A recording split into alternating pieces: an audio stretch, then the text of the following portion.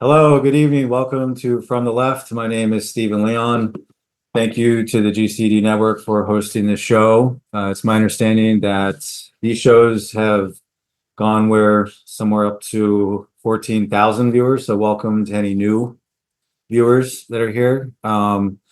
So what I like to do is get a few topics that I jot down here and then just kind of spitball it.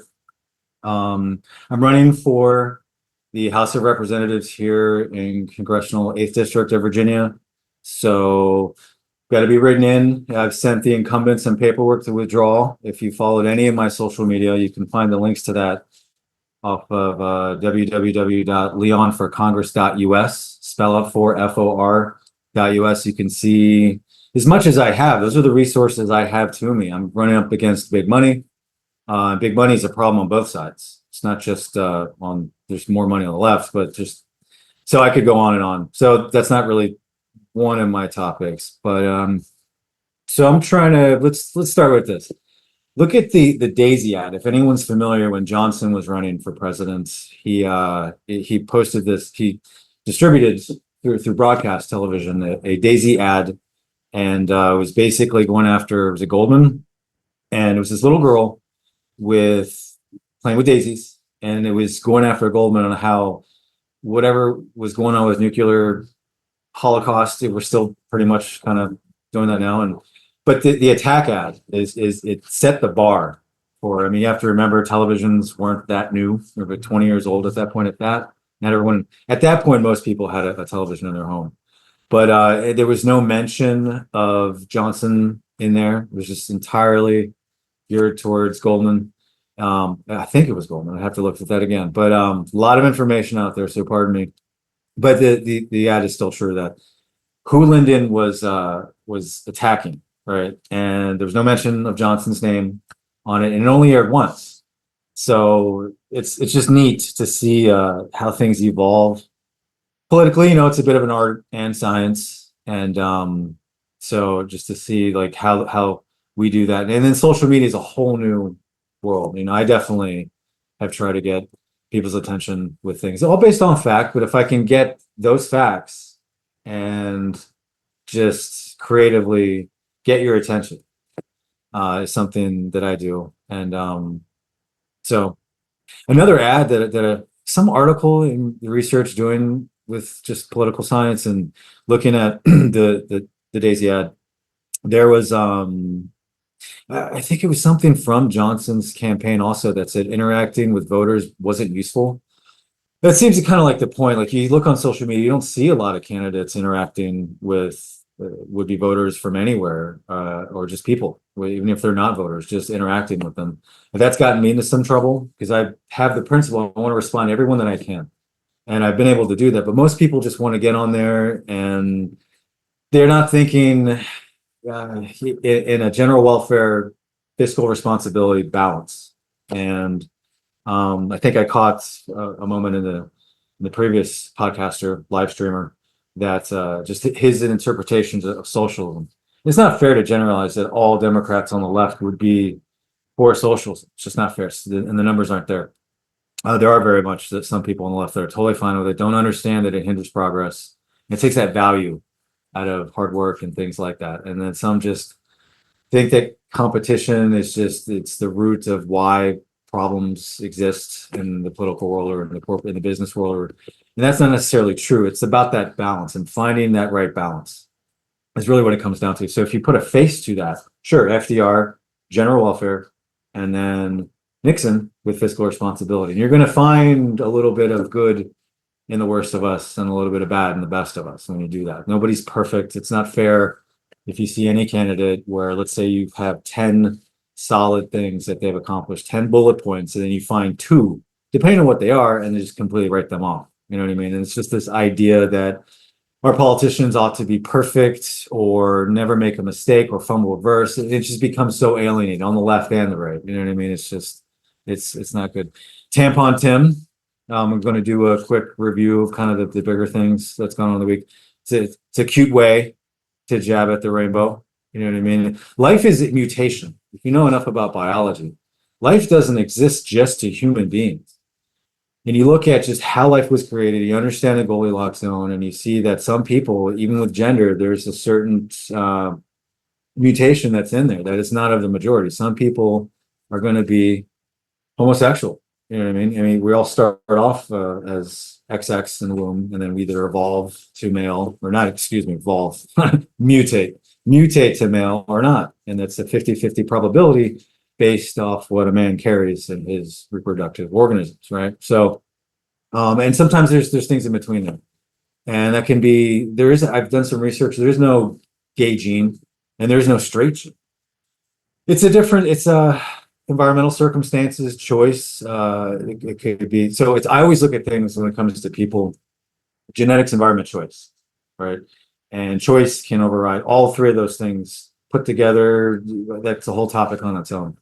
But when it comes to, in Minnesota, that's something that was done in Minnesota, right? I'm from Virginia, and I haven't seen any legislation that supports tampons in, fourth to 12th grade for in men and boys bathrooms too. That's kind of the way that if you look at what Tampon Tim was about and just how, let's say you had a mutation or something, right? And you were born female, but through that somewhere in middle school, something, I don't know. And you're like, you think you might be a girl and you might be more comfortable. I'm sorry, if you're born a girl and you think you might want to be a guy, or you're at that place in your life and with all the liberty to decide that for yourself, and you want to use the boys' bathroom. So that would be a circumstance that you would look at, and that's where it's coming from in Minnesota. I did a little bit of research. I didn't see that there's anything like that. My first thing would be, can we afford, tampons to be put in there? And I don't know. I just haven't seen anything like that.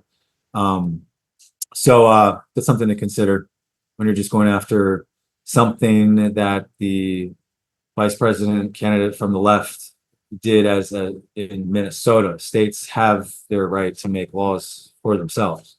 And that doesn't mean that needs to carry over to other states, necessarily what it is. And then it's just that balance of, federal and state. That's what we do in the federal government, and just with governors or, just that's what it is. The concept of the federal, our three branches of government came from John Adams, and just how he believed on he wasn't a federalist, he was an independent, and just how and so was Washington, and how to bind the states together and to keep them unified. And that was the idea through laws, not men. So that's really cool.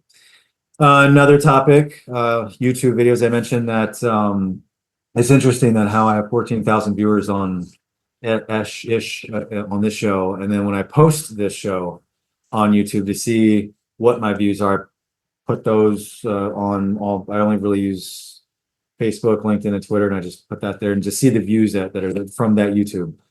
Last week's show got like 5 views. The one before that was like 30.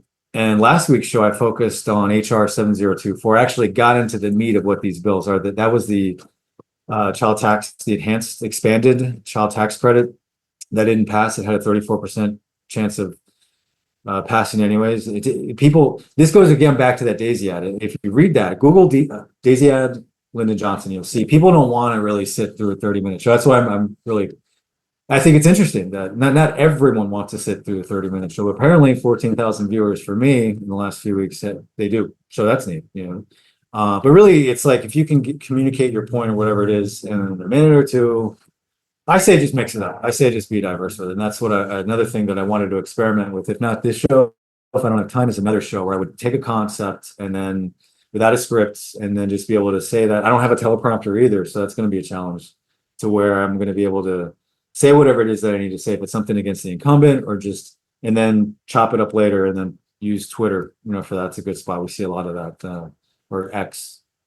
So I just think it's neat that, if you post something on YouTube, you get to choose a thumbnail, and I just put HR 7024 there, and it's like people tune out all the way. But the show before that had my face on it, and people were more inclined to see that. And it's kind of like, we don't want to look at things so two-dimensionally. We kind of have been conditioned to that. If anything in our lives has something or about 5 different points, and you're only looking at 2 of them politically, or something in your home, what's the point? And that's what they're doing to us politically. They don't give us all 5 points. If you look at something that Gavin Newsom has done with the raising wages in California for fast food companies and just how that is, you can easily, everyone should, hopefully that would be common knowledge. And how we're talking about raising wages and connect all the dots really. And that's what it's about. And yeah, I think it's just neat that the viewers on this live stream versus what people just getting into the psyche, you know what I mean, of just people. Uh, One thing I want to talk about is HR 5376. That's the Inflation Reduction Act. I hope my screen sharing is here. Let me show you. Oh, forgot to enable it. Okay. So media literacy is a big thing in my campaign.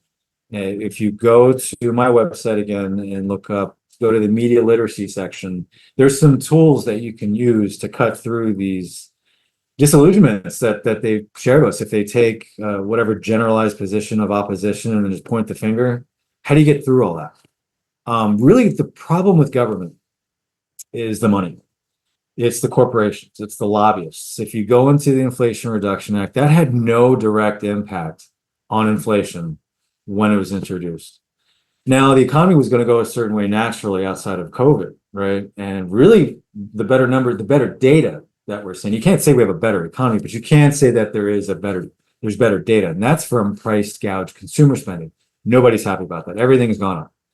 And that's what that is. You know, the incumbent here, I've been following, I got into some trouble. I'll get into that later, just with some of the things. So I've been following everything that and this is hopefully to show an example to the right, where I can use these tools that I'm gonna get into about media literacy and then be able to call out those on the left.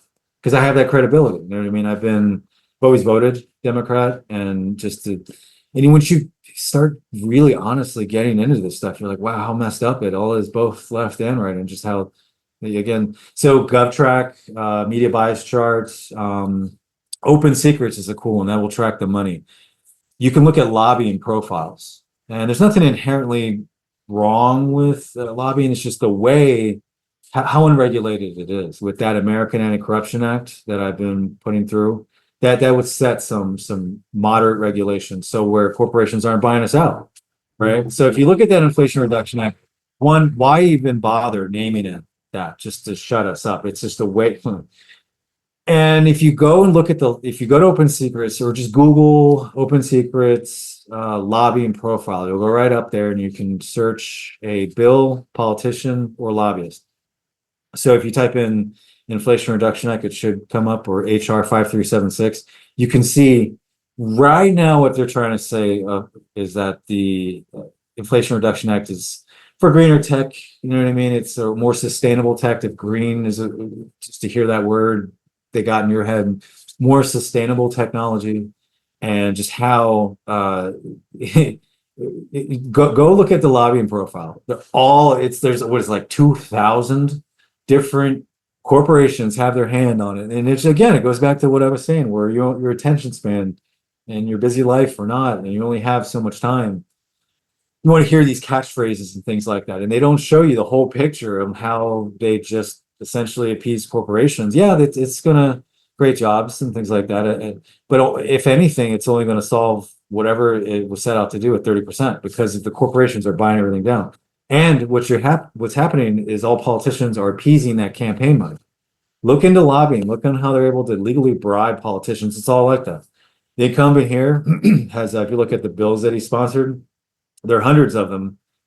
And the only ones that have passed are the ones you would probably be more familiar with, that you've heard out there. And everything else is like asking for more money.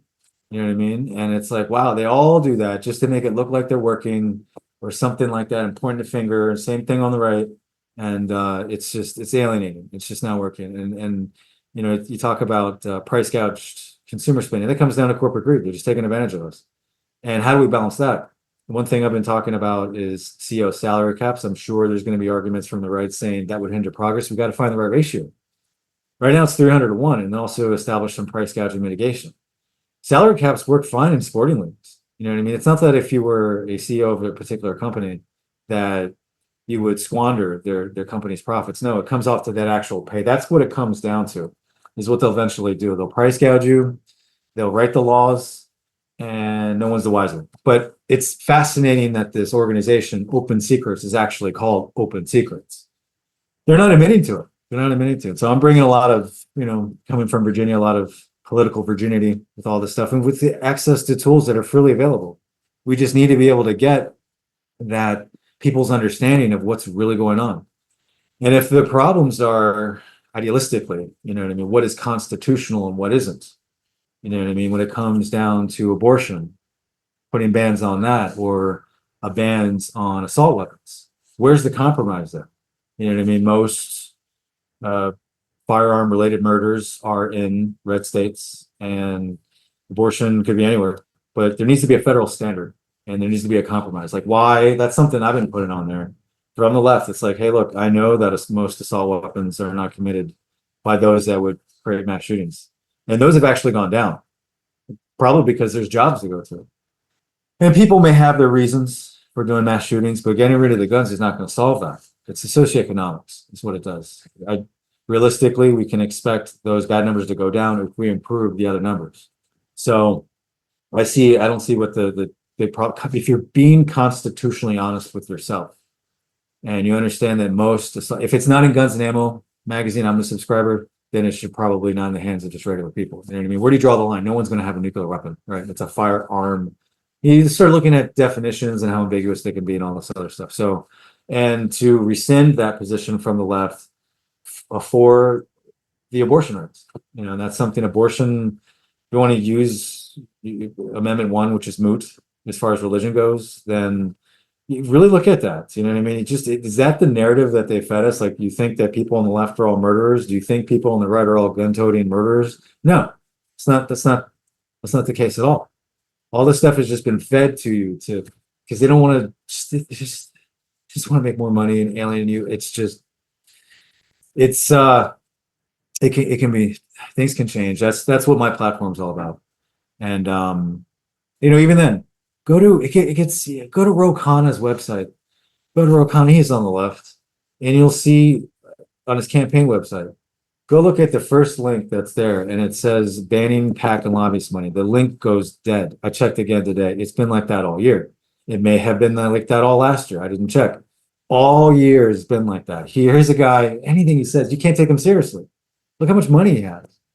There's also capitaltrades.com. You can see where all the different politicians, where they're spending money and how that ties into all the different lobbyist money. We signed a stock act in 2012 that would prevent, hopefully, insider trading, but the gist of that basically is that they have to report it. So at least now we're taking incremental steps to getting that corruption. That's what corruption is appeasing money and pushing these laws through that don't do what they say, and just appease the same corporations that are there. Every time you see any politician, for the most part, that has any money out there, they're just appeasing corporations, tap dancing to them. And that's met with equal opposition from wherever position that it is. So Tropical Storm Debbie, I think it's sort of early for a year for Tropical Storm. If you don't subscribe to climate change, then that's pretty odd. How could you not? The data's there. Again, more corporate lobbying. If they got in your head about that, you don't think climate change is real amongst all the mountains of evidence. Hey, here's a guy, myself, who I'm just shocked to learn about this incumbent and just as an opponent. I've always voted for the guy. I even put in endorsements on a little flyer, and then it's just at the time, you know what I mean? Just thinking that that's part of politics is just to kiss ass, you know what I mean? And go with your party with that. And then after I did some digging, I realized, wow, what else am I wrong about here? You know what I mean? And so it's just, so if I'm that example, hopefully that'll help with that. So yeah, I got hit with a 7-day penalty on Twitter. It's one of those things. People just come at me all personally. When this guy wanted to debate, I gave my number. Let me get an impression of him. If he's listening now, or she, the name is a little foreign. That's a completely different type fonts and all this other stuff. I have no idea. And so once you give me a call, if you want to debate, you're not running for office. You know what I mean? Let's see. Just completely took anything, just looking at these things so instantly. maybe it's part of just the career path that I've been in with intellectual property law. I'm taught very quickly to connect these five dots before I take a file to an attorney for signing. And I can't go in there and be like, I don't know what's wrong. I can't go in there being like, oops, I forgot to do that. I mean, sometimes that might happen, but no, you're trained very early and you think about how much money is involved with these clients. And if you just wait and make one mistake, and that could be the last straw for them because they keep metrics on us and everything like that. I've worked at a large law firm for about 10 years and now this one's more smaller in Alexandria. And so maybe it's just a part of it that I have to look at all these things is for with that whatever information is available to me and then hash it out that way. So yeah. And that reminds me, I look at laws analogous to patents. So that title has to be indicative of the claims. You take the Inflation Reduction Act, once you know what it is, what would the title be? I don't know. Appease more corporate lobbying? They would never say that. Oh, it's amazing how many, oh boy. So yep, I said some on Twitter, getting banned for 7 days. The word was taken out of context. It's like they don't understand a figure of speech. You know what I mean? It's like if that word, I'm not going to repeat it here, but if it's something that I posted on my Facebook, it's there. So if that word itself, by itself, had offended anybody, I do have my direct apologies to that. I know that's a serious thing, but in the context that it was used, it wasn't meant to advocate for that particular thing. And it's just if you see my response to it and how that prompted me to do something new, where I came up with this thing called an instant reply, because like I said, I want to be able to respond to everybody, and under the principle that hopefully people would question items that are in my platform and why they would work and why they wouldn't, and what's the source of it. That's not what I get most of the time. Very rare do I have seen anybody actually say in a social media comment or anything like that. But like, I understand when I got signatures, that was really neat. I was able to get people's. Also, I got a lot of local information. So some of the ways that just the way how far left we are, and it's just things are more and more expensive, and so I like one of the support this. He's JD Spain for the local county board here, and we're self-governing. It's really cool about this area where we have Arlington, Alexandria, and Falls Church. We're all self-governing, and George Washington was from here in Mount Vernon. That's in our district, and just how independently thinking we are. Well, I would like to see it come election day. Let's see that. And you know what I mean? Like, why just go blindly? But anyways, with JD Spain, what struck me most about him is that he wants innovation and tax relief. So if you can balance those out, it can be done.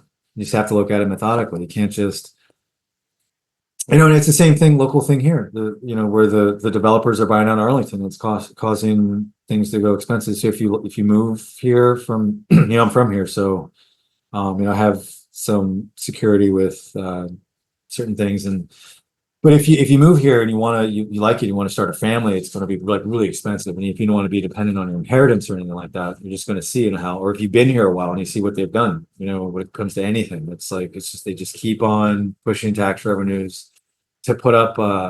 I'm sure it's nice. You could see if you Westover, there's a 7-Eleven, there's a what is that, Washington Boulevard, and they put up a light with a little yield sign that flashes. And if you even it's got motion detection on it, so if you get close enough to it, it starts blinking. What does that cost? Where else are you going to put that? Now I get it. That's I understand. People get run over all the time here, and unfortunately, sometimes it's the elderly. So maybe that would help. Okay, there are things like that, but it's like, where's that balance? To find that it shouldn't be that difficult when you have both opposite ends there in your face. So that's why I support JD Spain. That's pretty much what I'm about. So yeah, when I come back, you'll see this instant reply that I have. It's a very professional. It basically says that's a way to be like, well, boom, I responded to you. And if you don't want to, most other comments are going to be ignored. I'll note them. I'll see them where you're coming from. A lot of the time, people are just dumping their resentment from things of the past, not providing any new ideas, and then they want to get all personal about it, right? And it's and that can give an impression. Some people may have very well said, "Oh, they've actually called me like I would be better served as a MAGA type just because I dropped an F-bomb on you because you came at me all ignorantly or whatever it might be." You didn't check your 5 points before you came at me. I learned very quickly. Any candidate, left or right, if I'm going after them on their social media or whatever it is, just so I have that paradigm, look at your website real quick. What's new? What's different? What's the party lines? What aren't? Then I'll be ready to go. And otherwise, you're going to end up looking like a fool, right? And I guess some people would rather take so they can sleep better at night that I was just an asshole. I don't want to be an asshole. I really want to be fair. I wish that more people would come more logically, just so with this new instant reply, that I'll be able to just paste in to people, and then I'll just like, look, I'm just not going to get into it with you. With the digital democracy project, and that's what I mean. It's just, it's like a video game. You just send memes back and forth. It's usually more witty, and that's what got me into trouble with Office 7. I said something, and it wasn't in the, it's like, but I learned from that. That's cool. That I'm able to learn from my mistakes and things like that. And you just learn that how holding anybody, especially on social media or just in your own life, to hold them to, again, just not checking all 5 dots and whether or not you want to hang out with them or not. If you even have more than 5 close people in your life ever, you know what I mean? To just hold them, crystal, judge them like that, and then just, have your opinion about it, whether if it's factual or not. I mean, wow. It's not real. Social media. It's not, yeah. It's not lost.